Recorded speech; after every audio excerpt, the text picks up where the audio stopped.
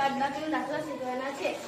5 માંથી 8 ન જાય એટલે 8 માં 10 થતા કેટલા ખૂટે છે તે આપણે જોઈશું. 8 માં 10 થવા 2 ખૂટે છે એટલે આપણે ઉપર +2 કરીશું. હવે 5 + 2 બરાબર 7. જ્યારે પણ પ્લસ કરીને લખવું પડે ત્યારે બાજુના ઉપર ટપકું મૂકવાનું. ટપકુને 1 ગણવાનું.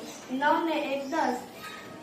3 માંથી 10 જતા નથી એટલે 10 માં 10 થવા 0 ખૂટે છે તેથી આપણે ઉપર +0 લખીશું.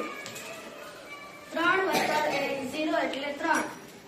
જ્યારે પણ ઉપર પ્લસ કરીએ ત્યારે બાજુના ઉપર ટપકું મૂકવાનું. 6 ને 1 7. 7 માં 10 થવા 3 ખૂટે છે. 4 + 3 બરાબર 7. 5 માંથી 2 જાય તો 3.